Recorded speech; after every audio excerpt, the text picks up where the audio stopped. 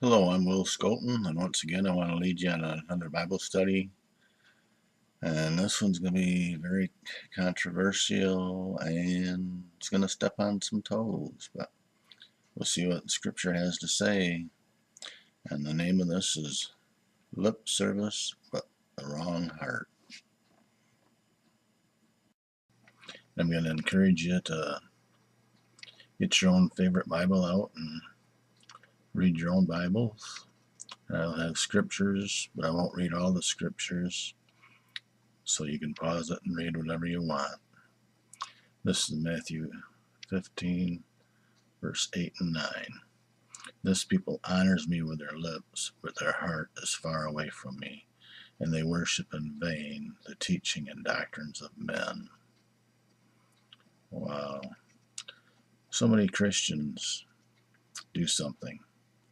If you show them how they are wrong, they will say, "He knows my heart."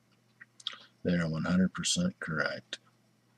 He knows their heart is wrong. We can't listen to what man says. Well, Ecclesiastes 1 verse 9. What has been, it is what will be. What has been done, it is what will be done. There is nothing new under the sun.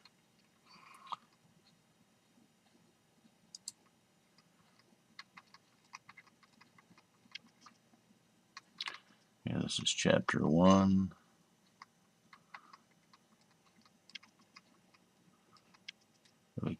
Ecclesiastes 3 to 11.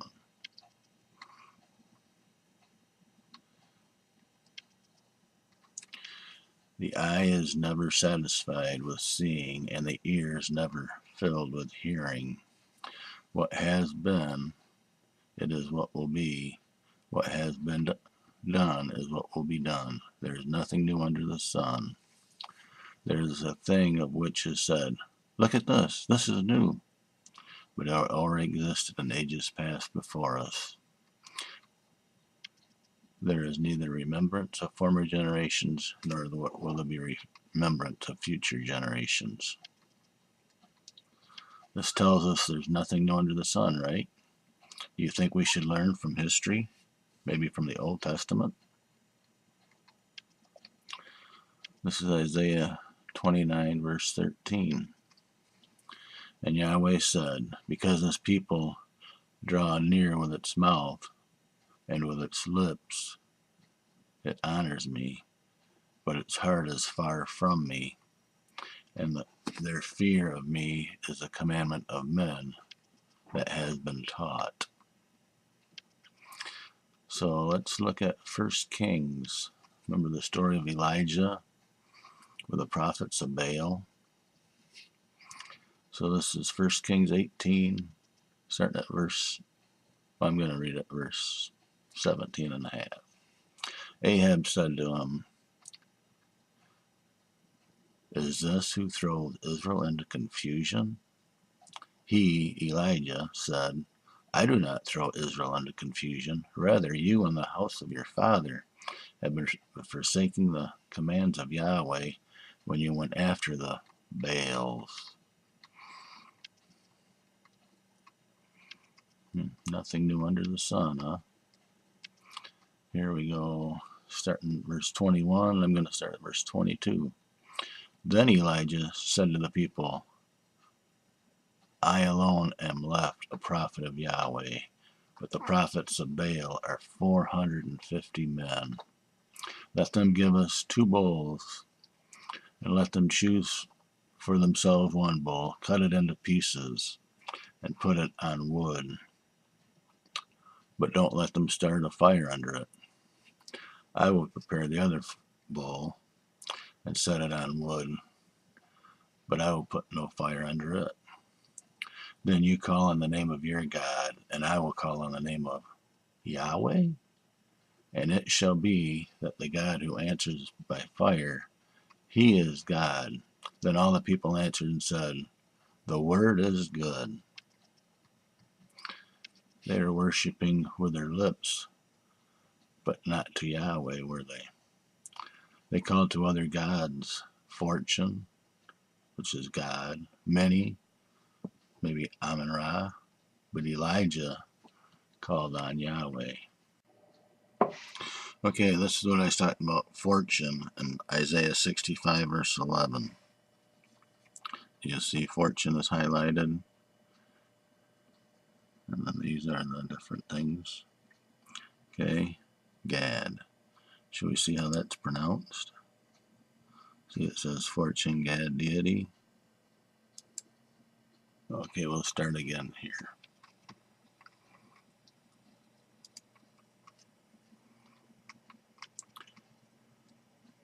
Chapter 18, verse 36. It happened at the offering of the evening oblation.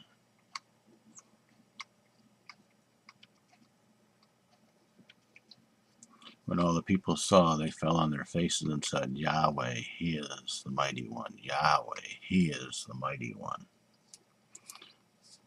Then Elijah said, Seize the prophets of Baal, don't let any man of them escape. So they seized them, and Elijah brought them down to the Wadi of Kishon and killed them there. A couple key things to take note of here. It happened at the offering at the evening of oblation. This would have been at the time of the evening sacrifice. Remember, there was a time of the morning sacrifice and evening sacrifice. Well, this would have been at the time of the evening sacrifice. And then verse 39, when all the people saw, they fell on their faces and said, Yahweh, He is the mighty one.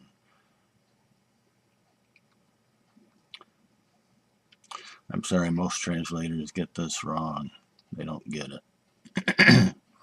But if you go to my website, this is what I was going to try to show you earlier. Maybe it'll work later, but the sound wasn't working in my logos for some reason. But if you go to Isaiah 65, verse 11, you'll see fortune is GD, and how it's pronounced in Hebrew is GAWD, or God. But I'll see if I can bring that up. Otherwise, you can go to this video, this YouTube site, and it'll show you for sure. And then verse 40, then Elijah said to them, Seize the prophets of Baal, and don't let any man escape. So they seized them and brought them down to the Wadi of Kishon and killed them there. Wow. What do false prophets teach? It tells us right here, it's verse 17. When Ahab saw Elijah, Ahab said to him, Is this who throws Israel into confusion? He said, I do not throw them into confusion. Rather, you and the house of your father have, by forsaking the commands of Yahweh when you went after the Baals. They forsook the commands of Yahweh. Are you ready for some examples? How about Sabbath breaking? Torah breaking? How about breaking dietary laws? How about not keeping Yahweh's holy days? Are we not commanded in the Torah to live set apart? And this is how Yahweh's people live, set apart. Where are we taught we don't need these commands of Yahweh? How about every Sunday morning? And if they are not teaching us the commands of Yahweh, they must be teaching us the commands of Baal. Wake up, people. We only have this life to get it right. We are responsible for our own actions, and negligence does not matter. And Yahweh said, because these people draw near with its mouth, and with its lips it honors me, and with its heart it is far from me, and their fear of me is the commandments of men that has been taught. Therefore, look, I am again doing something spectacular, and a spectacle with the spectacular people. and the wisdom of its wise men shall perish. The discernment of its discerning ones shall keep itself hidden. Ah, those who plan a deep to hide it from Yahweh, and their deeds in a dark place. And they say, who sees us? Who knows us?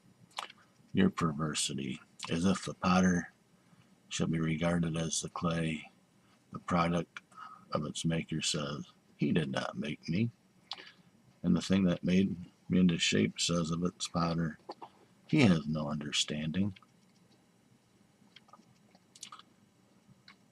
As if the potter shall be regarded as the clay, the product of its maker says, he did not make me.